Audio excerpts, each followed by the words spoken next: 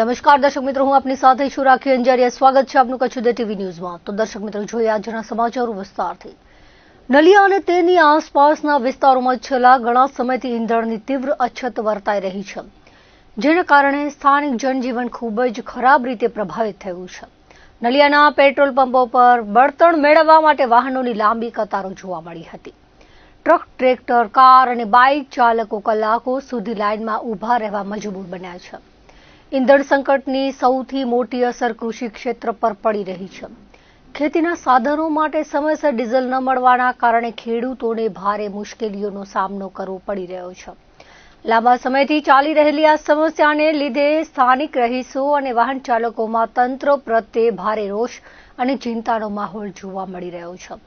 સ્થાનિક લોકો દ્વારા વહીવટી તંત્ર સમક્ષ એવી ઉગ્ર માંગ કરવામાં આવી છે કે આ પરિસ્થિતિને ગંભીરતાથી લઈ વહેલી તકે ઈંધણનો પૂરતો જથ્થો ઉપલબ્ધ કરાવવામાં આવે, જેથી લોકોને આ હાલાકીમાંથી મુક્તિ મળી શકે.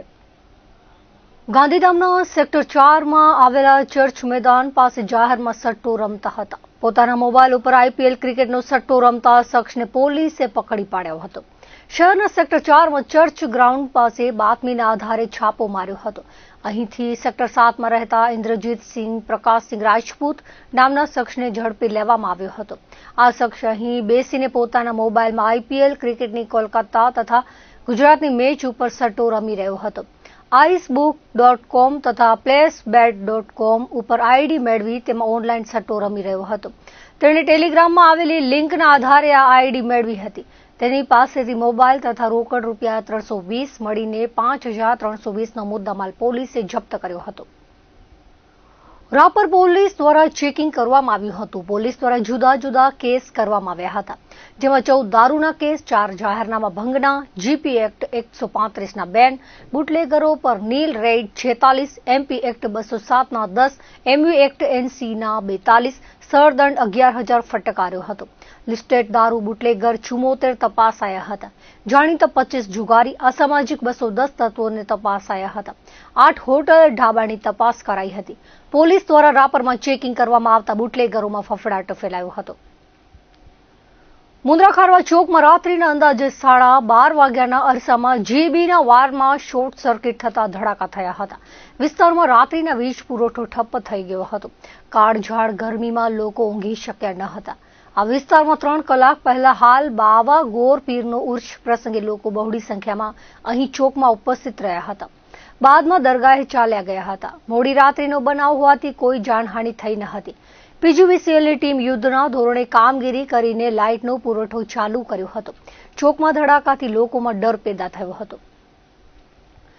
ગુજરાત સરકાર અને ક્રાંતિગુરુ શ્યામજી કૃષ્ણ વર્મા કચ્છ યુનિવર્સિટીના તેમજ કચ્છ મ્યુઝિયમ ભુજના સંયુક્ત ઉપક્રમે કચ્છ મ્યુઝિયમના એક્ઝિબિશન હોલ ખાતે કલા, સંસ્કૃતિ અને વારસા ઉત્સવ કલાવિધિ 2026નો શુભારંભ થયો છે. ઉદ્ઘાટન સત્રમાં એક્ઝિબિશન હોલ ખાતે કલાત્મક અને ઉત્સાહભર્યો માહોલ સર્જાયો હતો. મહાનુભાવો, શિક્ષણવિદો અને કલાપ્રેમીઓ વચ્ચે કલા, સંસ્કૃતિ અને વારસાના સંવર્ધન અંગે ચર્ચા થઈ હતી. કલાકારોની કૃતિઓ તેમજ તેમની કલાયાત્રા વિશે વિગતવાર સંવાદ કરવામાં આવ્યો હતો. સમારોહમાં ક્રાંતિગુરુ શ્યામજી કૃષ્ણ વર્મા કચ્છ યુનિવર્સિટીના કુલપતિ ડોક્ટર મોહલભાઈ પટેલ મુખ્ય અતિથિ તરીકે વિશેષ ઉપસ્થિત રહ્યા હતા.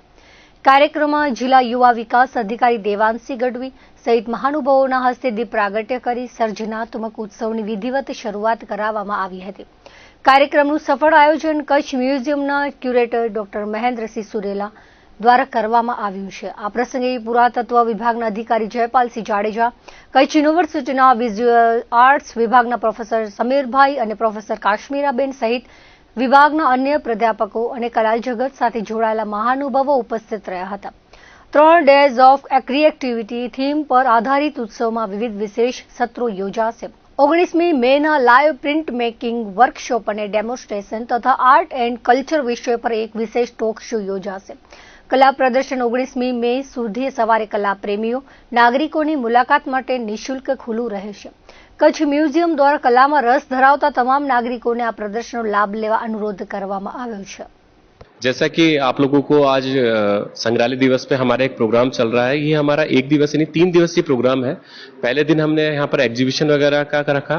दूसरे दिन हमारे जो कि आज देखे कितने महानुभाव आए और संग्रहालय दिवस पे अपने अपने व्याख्यान रख रहे हैं और तीसरे दिन का हमने रखा है कि समापन का, जिसमें कि वर्कशॉप का आयोजन किया जा रहा है। विशेषकर मैं संग्रहालय दिवस पे आप सभी को शुभकामनाएं देना चाहूंगा कच्छ म्यूजियम के माध्यम से कि संग्रहालय एक ऐसी जगह है जहां पर जीवन पर्यंत सीखने का एक विषय है यहाँ पर। और यहाँ पर अगर आप देखें तो एक बच्चे से लेकर एक बड़ा तक प्रत्येक जो व्यक्ति आता है यहाँ पर कुछ ना कुछ सीख के जाता है। तो मैं यही आपकी न्यूज के माध्यम से कहना चाहूंगा कि संग्रहालय दिवस एक तरीके का समारोह है, उत्सव है, और प्रत्येक व्यक्ति को इससे जुड़ना चाहिए, अपनी कला संस्कृति धरोहर के बारे में जानना चाहिए, ताकि भविष्य में अपने इतिहास सनातन धर्म के बारे में गौरवान्वित फील हो और लोगों को बता सके। આજે અમારું સેકન્ડ ડે છે એક્ઝિબિશનનું, જેમાં અમે બેઝિક ડિઝાઇનથી લઈ અને મોન્યુમેન્ટ સ્ટડીના બધા જ સ્કેચ બધા સ્ટુડન્ટે ફર્સ્ટ યર અને સેકન્ડ યરના અહીંયા ડિસ્પ્લે કર્યા છે. ને આજે ઇન્ટરનેશનલ મ્યુઝિયમ ડે હોવાથી અમે તમે પાછળ જોઈ રહ્યા છો એવી રીતે બધા જ ભુજના મોન્યુમેન્ટ્સ બધા અહીંયા ડિસ્પ્લે કર્યા છે, જેમાં છતેડી, પ્રાગ મહેલ, આઈના મહેલ એવી રીતે બધા અહીંયા ડિસ્પ્લે કરવામાં આવ્યા છે. આજે જે ઇન્ટરનેશનલ મ્યુઝિયમ ડે છે એનામાં આપણે જે પણ બધા મોન્યુમેન્ટ્સ છે એને આપણે કેવી રીતે સાચવી શકીએ છીએ અને કેવી રીતે એનું મહત્ત્વ સમજાવી શકીએ છીએ એ લોકોને બી ખબર પડે. ને સ્ટુડન્ટ્સે બહુ સારી રીતે એ સ્કેચ ને બધું કરેલું છે, જેનાથી લોકોને ખબર પડે કે એનો ઇમ્પોર્ટન્સ કેટલો છે. એક મહિનાથી કચ્છની જીવાદોરી સમાન કચ્છ નર્મદા કેનાલ રિપેરિંગ કામ માટે બંધ કરવામાં આવી છે. રાપરની 50,000ની વસ્તી તથા 1 લાખ જેટલા પશુધનને પીવાના પાણી માટે નર્મદા કેનાલ પર આધારિત છે.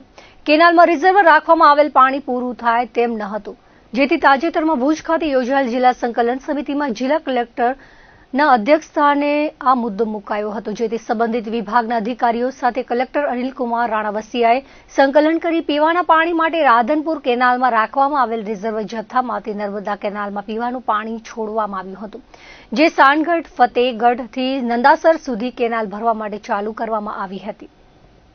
અત્યારે જે આપણે જોઈ શકીએ છીએ કે રાધનપુરથી પાણીનો જથ્થો રાપર શહેર માટે છોડવામાં આવ્યો તેની વાત કરીએ તો આ વખતે ખૂબ કાળઝાળ ગરમી પડી, તેના હિસાબે પાણીનો વપરાશ પણ ખૂબ વધુ થયો. તે માટે જે આપણે રિઝર્વ કરેલું પાણી હતું, જે ખાનપાત ઘરથી નંદાસર ઘર વચ્ચે જે આપણે દર વખતે રિઝર્વ કરતા હોઈએ છીએ તે પ્રમાણમાં થોડુંક વધારે ઘટવા લાગ્યું.